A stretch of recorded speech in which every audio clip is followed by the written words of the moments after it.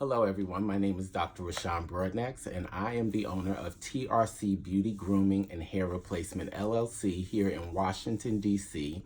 I'm also a proud member of P2P Nation, so I'm here to provide a little information in terms of business marketing. About 2 weeks ago, we started a conversation which started with business branding. So now we want to transition from branding into marketing and talk a little bit about the differences between the two. So we talked about branding last 2 weeks ago and said that was pretty much, who you are, what your business is, how you want to be known in the minds of consumers. Marketing is the methods that we use to reach the consumers to promote our products. So marketing specifically is promoting and selling products or services, which includes market research as well as the overall advertising. So we have a couple of points here. I have about 7 points that I wanted to hit just to give you a little bit of an idea or to kind of help tune your mind into how to look at marketing when it comes to your business, as well as using social media to do so as well. So the first thing is the consumer is not a moron.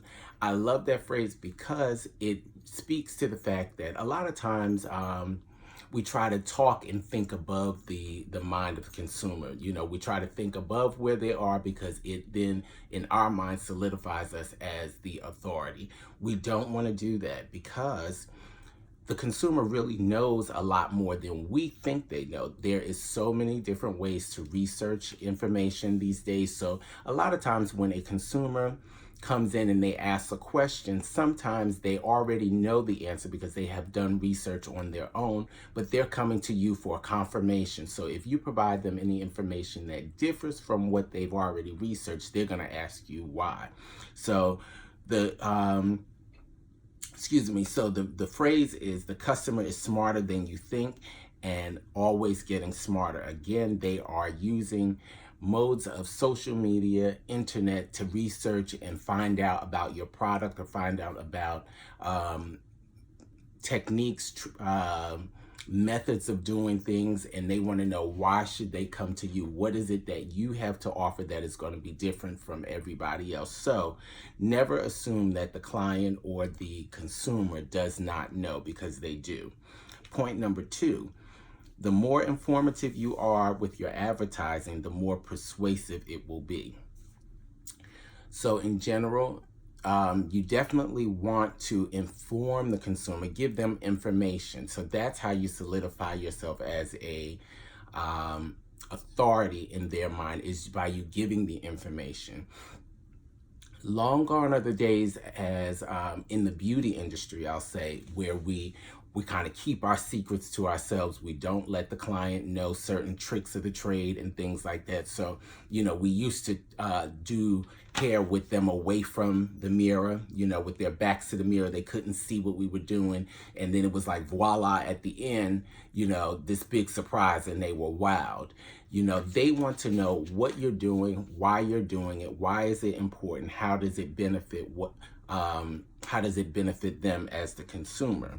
When we talk about information, we want to give useful, tactful, and practical information that can apply to whatever it is that they are experiencing or whatever it is that they're receiving. So if they're buying a product from you, they want to know what's in it. Why are these ingredients important? How is this product going to help them? If it's a style or a service or a treatment, they want to know why should they get it and how is it important to maintaining the health of their hair. So providing that kind of information, useful information to them, will be very beneficial to your marketing. They will then start to trust you a little bit more. I have a footnote here. It says, statistics don't lie. Businesses that blog regularly and often fresh and informative content receive about 13 times the return on investment of businesses that do not. So 13 times, can you imagine if you provided informative content to your client or your consumer, you are most likely to receive 13 times a return on your investment than someone who does not. So when you look at that stylist sitting next to you, you can often say, neighbor, you could receive 13 times return on your investment if you provide practical, actionable, and informative content to your customer. Let's move on. So number 3, the headline is the ticket. This is applicable when you talk about social media marketing, email marketing, things that are not face-to-face interaction. So when you do email marketing, the most important thing is to grab the viewer's attention, usually with whatever your subject line states. So sometimes, let's say this, the most memorable thing I can think of is like the National Enquirer magazine and all those magazines that you see in the grocery store. They have all these salacious headlines and, just like kind of out of the way things. And you're like, what in the world? And it makes you pick up the magazine because those headlines grab your attention just as you're, browsing or you're walking by. Your email marketing has to do the same thing. Your social media marketing has to do the same. You have to put attention grabbing content in your subject line to grab the reader's attention, to make them want to open the email. If it just seems like a solicitation, chances are they are not going to open it. So if you say your store is having a 20% off sale, and you put in the subject line, we're having a 20% off sale, they already know what the email is going to say. They really don't have to open it from looking at the subject line. But if you say this is an amazing opportunity you don't want to miss, it makes me want to open the email and see, what is this amazing opportunity? What is it that I don't want to miss? So that headline has grabbed me and made me then open or look further into whatever it is that you're telling me. It's a lure. So that's a perfect word. Your subject line has to be a lure to your consumer.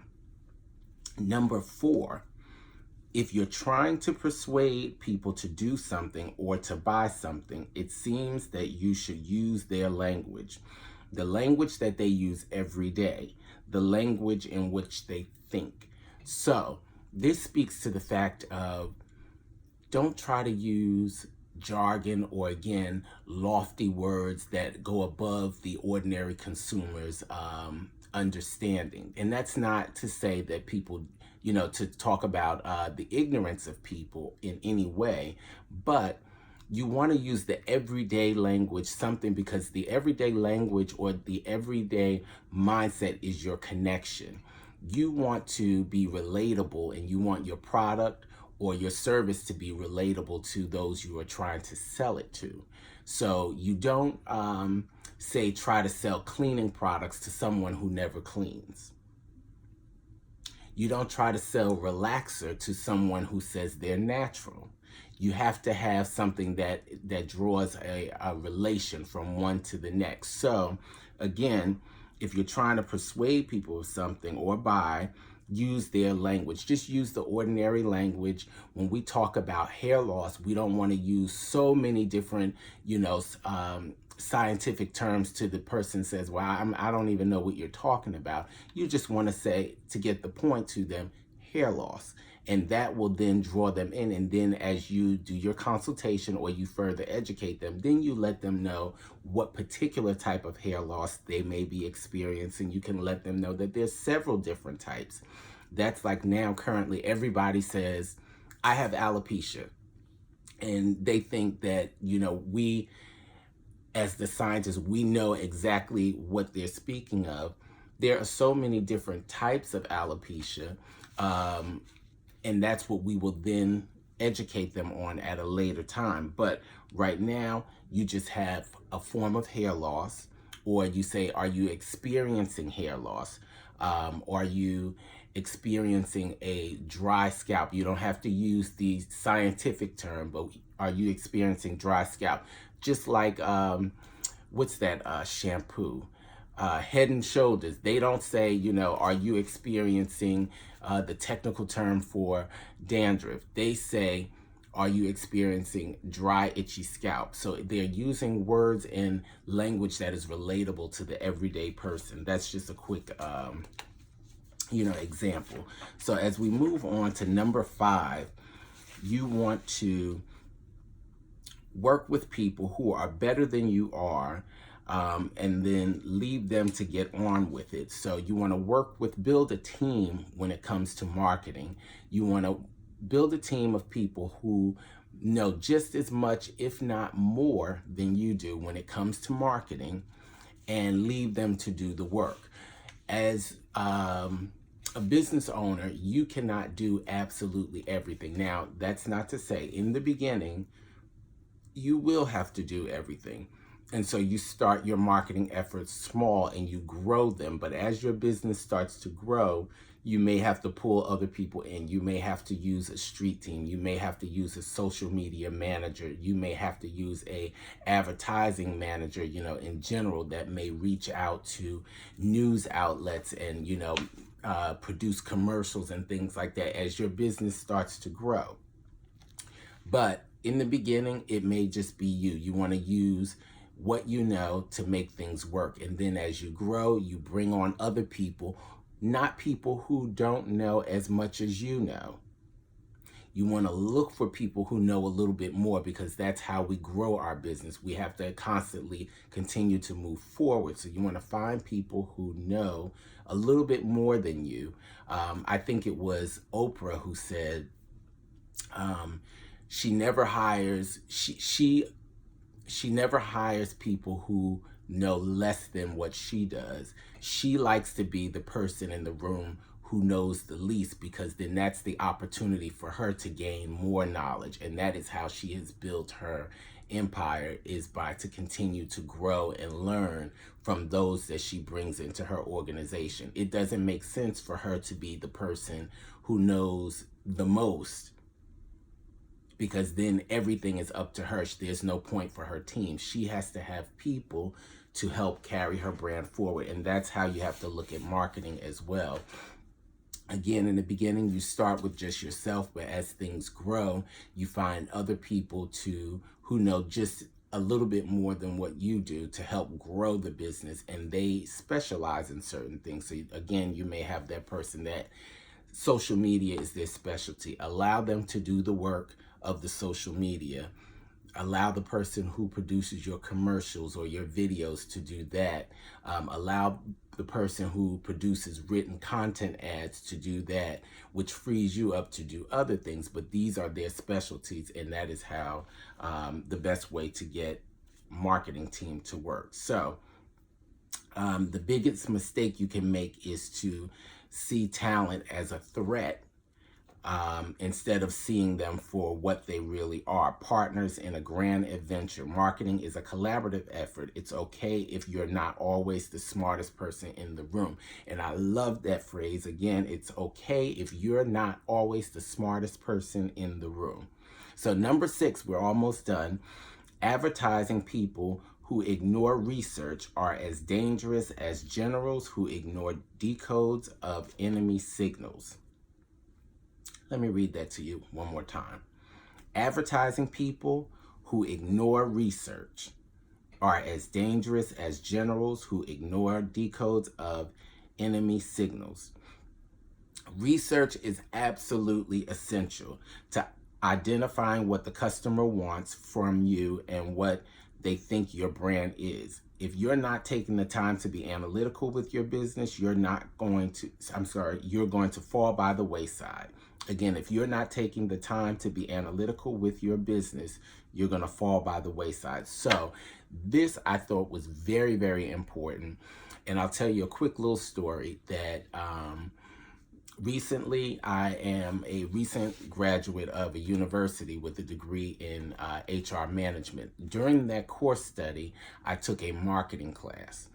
And in the marketing class, the professor had us produce a full marketing plan.